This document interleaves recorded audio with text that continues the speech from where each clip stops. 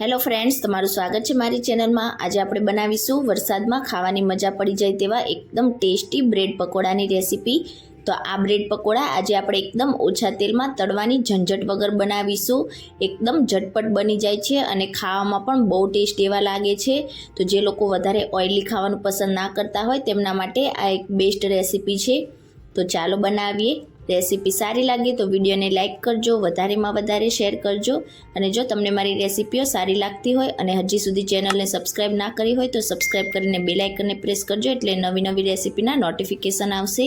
તો ચાલો બનાવીએ। તો સૌથી પહેલાં આપણે બેટર બનાવીને તૈયાર કરીશું। તેના માટે બાઉલમાં 1 કપ ચણાનો લોટ ઉમેરીશું અને સાથે જ આપણે 2 મોટી ચમચી જેટલો ચોખાનો લોટ ઉમેરીશું। તેનાથી આપણા પકોડા એકદમ સરસ ક્રિસ્પી થશે। સ્વાદ પ્રમાણે કે પછી 1 ટીસ્પૂન જેટલું મીઠું ઉમેરીશું। 1 ટીસ્પૂન રેડ ચીલી ફ્લેક્સ ઉમેરીશું। ના હોય તો તમે તેની જગ્યાએ લાલ મરચું પાવડર પણ ઉમેરી શકો છો। 1/4 ટીસ્પૂન જેટલી હિંગ ઉમેરીશું। અડધી ટીસ્પૂન કરતાં થોડીક ઓછી હળદર ઉમેરીશું અને 1 ચમચી જેટલા આપણે ઝીણા કટ કરેલા લીલા ધાણા ઉમેરીશું। અને બધા જ મસાલાને આપણે પહેલાં તો લોટ સાથે એકદમ સરસ રીતે મિક્સ કરી લઈશું। અને હવે અહીંયા મેં 1 કપ જેટલું પાણી લઈ લીધું છે। તો આ રીતે આપણે થોડું થોડું પાણી ઉમેરતા જઈશું અને વધારે જાડું પણ નહીં અને વધારે પડતું પાતળું પણ નહીં, એ રીતનું આપણે બેટર બનાવીને તૈયાર કરી લઈશું। તો પહેલાં આપણે થોડું પાણી ઉમેરીને સારી રીતે મિક્સ કરી લઈશું, એટલે લોટમાં બિલકુલ પણ ગાંઠા નહીં રહે। તો બ્રેડ પકોડા માટે તમારે એકદમ પાતળું પણ બેટર નથી કરવાનું અને એકદમ જાડું પણ નથી કરવાનું। તો આ રીતે લોટમાં ગાંઠા ના રહે એ રીતે તમારે પહેલાં થોડુંક પાણી ઉમેરીને તેને મિક્સ કરી લેવાનો। અને હવે આપણે મીડિયમ બેટર બનાવીને તૈયાર કરી લઈશું। તો અહીંયા આપણું બેટર તૈયાર થઈ ગયું છે। આ રીતનું તમારે બેટર રાખવાનું છે, એકદમ જાડું પણ નહીં અને એકદમ પાતળું પણ નહીં। તો હવે બેટરને આપણે સાઈડ ઉપર રાખીશું અને મસાલો તૈયાર કરી લઈશું। તો તેના માટે મેં અહીંયા થોડાક બાફેલા બટેકાની છાલ નીકાળીને ઠંડા કરી લીધા છે। તો આ રીતે હાથની મદદથી આપણે તેને બાઉલમાં એકદમ સરસ રીતે મેશ કરી લઈશું। તો બટેકાના વધારે પડતા મોટા ટુકડા ના રહે એ રીતે તમારે એકદમ સરસ તેને મેશ કરવાના છે।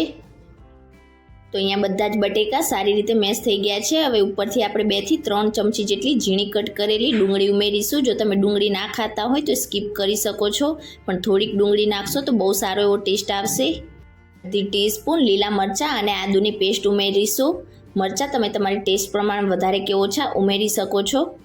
1 ટીસ્પૂન કે પછી સ્વાદ પ્રમાણે મીઠું ઉમેરીશું।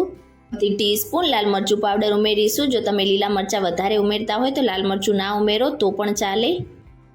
1 ટીસ્પૂન શેકેલા જીરાનો પાવડર ઉમેરીશું, તેનાથી મસાલામાં બહુ સારો એવો ટેસ્ટ આવશે। અડધી ટીસ્પૂન ગરમ મસાલો ઉમેરીશું। 1 ટીસ્પૂન ચાટ મસાલો ઉમેરીશું। 1 ટીસ્પૂન આમચૂર પાવડર ઉમેરીશું। આમચૂર પાવડર તમારે થોડોક વધારે ઉમેરવાનો, એટલે સારો એવો મસાલામાં તેનો ટેસ્ટ આવશે। અને હવે આપણે ઉપરથી 2 ટીસ્પૂન જેટલી ખાંડ ઉમેરી દઈશું અને ઉપરથી થોડાક ઝીણા કટ કરેલા લીલા ધાણા ઉમેરીશું। અને બધા જ મસાલાને આપણે બટેકાની સાથે પહેલાં તો એકદમ સરસ રીતે મિક્સ કરીશું અને ત્યાર પછી આપણે હાથની મદદથી એકદમ સરસ રીતે તેને ચોળીને મિક્સ કરીશું, એટલે બટેકાના કોઈ મોટા ટુકડા રહી ગયા હશે તો એ પણ એકદમ સરસ રીતે મેશ થઈ જશે। અહીંયા ખાસ તમારે બટેકાના વધારે પડતા મોટા ટુકડા ના રહે એ વાતનું ખાસ ધ્યાન રાખવાનું, એટલે જ્યારે આપણે મસાલો બ્રેડમાં સ્પ્રેડ કરીશું ત્યારે એકદમ આસાનીથી સ્પ્રેડ થઈ જશે। તો અહીંયા આપણો બ્રેડમાં લગાવવા માટેનો મસાલો તૈયાર થઈ ગયો છે। તમને કોઈ મસાલા ઓછા લાગતા હોય તો તમે ટેસ્ટ કરીને ઉમેરી શકો છો। અને હવે અહીંયા મેં 6 ફ્રેશ બ્રેડ લઈ લીધી છે। તો પહેલાં આપણે આ રીતે 2 બ્રેડ લઈશું અને એક સાઈડમાં આપણે આ રીતે ગ્રીન ચટણી લગાવીશું। આખી બ્રેડ ઉપર આપણે ચટણીને એકદમ સરસ રીતે સ્પ્રેડ કરી લઈશું। તો ગ્રીન ચટણી ઘરે કઈ રીતે બનાવી તેની રેસીપી મેં અપલોડ કરેલી છે, તો લિંક મેં નીચે ડિસ્ક્રિપ્શન બોક્સમાં આપી દીધેલી છે। તો ત્યાંથી તમે લસણની ચટણી, ગ્રીન ચટણી અને આંબલીની ચટણી બધી રેસીપી જોઈ શકો છો। તો એકદમ સરસ રીતે મેં આખી બ્રેડ ઉપર ગ્રીન ચટણીને સ્પ્રેડ કરી લીધી છે। અને હવે બીજી બ્રેડ ઉપર આપણે જે બટાકાનો મસાલો તૈયાર કર્યો છે તે આપણે આ રીતે સેન્ટરમાં ઉમેરીશું અને સેન્ટરમાંથી આપણે તેને આ રીતે કિનારી ઉપર લાવીશું। તો આ એક ટ્રીક છે, આ રીતે તમે સેન્ટરમાં મસાલો ઉમેરીને ત્યાર પછી આ રીતે કિનારી ઉપર લાવશો તો બ્રેડ તમારી બિલકુલ પણ તૂટશે નહીં અને એકદમ સરસ રીતે તમારો મસાલો આખી બ્રેડ ઉપર આ રીતે સ્પ્રેડ થઈ જશે।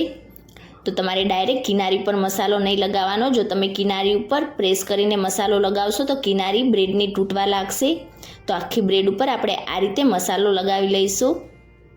હવે જે ગ્રીન ચટણીવાળી બ્રેડ છે તેને આપણે આ રીતે મસાલાની બ્રેડ ઉપર ઊંધી રાખી દઈશું અને હળવા હાથેથી તેને પ્રેસ કરીશું અને બિલકુલ આ જ રીતે આપણે બાકીની બ્રેડ પણ તૈયાર કરી લઈશું। બિલકુલ આ રીતે મેં બાકીની બ્રેડ પણ તૈયાર કરી લીધી છે। હવે બધી બ્રેડને આપણે આ રીતે એકબીજાની ઉપર રાખીને 10 મિનિટ માટે રેસ્ટ આપવાનો છે। તો આ રીતે કરવાથી આપણી બ્રેડ એકબીજા સાથે ચોંટી જશે અને જે મસાલો આપણે ઉમેર્યો છે તે પણ એકદમ સરસ રીતે સેટ થઈ જશે। તો 10 મિનિટ માટે આપણે રેસ્ટ આપી દઈશું। 10 મિનિટ પછી આપણે ગેસ ઉપર એક નોનસ્ટિક તવો રાખીશું અને તેના ઉપર અડધી ટીસ્પૂન જેટલું આપણે તેલ ઉમેરીને સારી રીતે સ્પ્રેડ કરીશું। અહીંયા જો તમારે થોડુંક વધારે તેલ ઉમેરવું હોય તો વધારે પણ ઉમેરી શકો છો, પણ આ બ્રેડ પકોડા આજે આપણે હેલ્ધી ઓછા તેલમાં બનાવીએ છીએ એટલે એકદમ ઓછા તેલનો ઉપયોગ કરીશું। અને હવે આપણે જે બેટર તૈયાર કર્યું હતું તેમાં બ્રેડને આપણે આ રીતે ડીપ કરીશું અને બધી સાઈડથી તેને બેટરથી એકદમ સરસ રીતે કોટ કરી લઈશું। અને જે એક્સ્ટ્રા બેટર છે તેને આપણે આ રીતે નિતારી લઈશું। તો તમારે વધારે પડતું બેટર બ્રેડ ઉપર નથી રાખવાનું, આ રીતે જે બેટર હોય તેને બધું આપણે કિનારીથી નિતારી લઈશું। અને આ રીતે આપણા બ્રેડ પકોડાને આપણે સેન્ટરમાં રાખીશું અને હવે નીચેથી આપણું બેટર ડ્રાય થાય ત્યાં સુધી આપણે તેને સ્લો ગેસની ફ્લેમ પર થવા દઈશું। અને ઉપરથી આપણે અડધી ટીસ્પૂન જેટલું તેલ ઉમેરીશું, તો વધારે નહીં, ફક્ત અડધી ટીસ્પૂન જેટલું જ આપણે તેલ ઉમેરીશું। અને હવે નીચેથી આપણું બેટર ડ્રાય થઈ જાય એટલે એકદમ હળવા હાથેથી આપણે તેને અલગ કરી લઈશું અને તેની સાઈડને પલટી દઈશું। તો આ રીતે તમે થોડોક ધારદાર તાવેતો હોય તેવો લેશો એટલે એકદમ આસાનીથી બ્રેડ પકોડો તવાથી અલગ થઈ જશે। તો તમે જોઈ શકો છો નીચેથી એકદમ સરસ રીતે ડ્રાય થઈ ગયું છે આપણું બેટર। ઉપરથી આપણે થોડુંક આ રીતે તેલના ટીપા છાંટીશું, જો જરૂર લાગે તો જ તમારે ઉમેરવાનું। અને જો તમારે થોડાક વધારે તેલનો ઉપયોગ કરીને તેને બનાવવું હોય તો તમે થોડુંક વધારે તેલનો ઉપયોગ પણ કરી શકો છો। અને આ રીતે આપણે ઉપરથી પ્રેસ કરીશું એટલે એકદમ સરસ ક્રિસ્પી બધી બાજુથી આપણો બ્રેડ પકોડો થશે। અને આ રીતે નીચેથી પણ તે ડ્રાય થઈ જાય એટલે હવે આપણે તેની સાઈડને પલટી દઈશું। અને હવે આ રીતે આપણે પકોડાને ફેરવતા જઈને બધી બાજુથી એકદમ સરસ રીતે ક્રિસ્પી કરી લઈશું એટલે તેની કિનારીઓ પણ એકદમ સરસ રીતે ક્રિસ્પી થઈ જશે। અને પકોડાને તમારે એકદમ સ્લો ગેસની ફ્લેમ પર જ આ રીતે ફ્રાય કરવાનું છે એટલે એકદમ સરસ ક્રિસ્પી બનશે, તો ખાવામાં બહુ ટેસ્ટી એવું લાગશે। તો અહીંયા બધી બાજુથી મેં કિનારીઓથી પણ તેને ક્રિસ્પી કરી લીધો છે અને અલટી પલટીને બધી બાજુથી આપણો બ્રેડ પકોડો તમે જોઈ શકો છો એકદમ સરસ ક્રિસ્પી તૈયાર થઈ ગયો છે। તો બિલકુલ આ જ રીતે આપણે બાકીના બ્રેડ પકોડા પણ તૈયાર કરી લઈશું અને ગરમા ગરમ બ્રેડ પકોડાને આપણે સર્વ કરીશું। તો અહીંયા આ રીતે કટ કરવાથી તમને ખબર પડી જશે, તમે જોઈ શકો છો એકદમ પરફેક્ટ આપણું બ્રેડ પકોડું તૈયાર થયું છે। તો એકદમ ઓછા તેલમાં આ બ્રેડ પકોડા તમે ક્યારેય ના બનાવ્યા હોય તો એકવાર આ રેસીપી જરૂરથી ટ્રાય કરજો। એકદમ ઓછા તેલમાં બનેલા હોવાના લીધે બાળકો માટે પણ હેલ્ધી રહેશે। ગ્રીન ચટણી અને આંબલીની ચટણી સાથે આપણે તેને સર્વ કરીશું। તો આજની મારી રેસીપી તમને કેવી લાગી મને કમેન્ટ કરીને ચોક્કસથી જણાવજો। રેસીપી સારી લાગી હોય તો વિડીયોને લાઇક કરજો, વધારેમાં વધારે શેર કરજો અને ચેનલને સબસ્ક્રાઇબ કરીને બેલ આઇકન બટનને પ્રેસ કરજો એટલે નવી નવી રેસીપીના નોટિફિકેશન આવશે।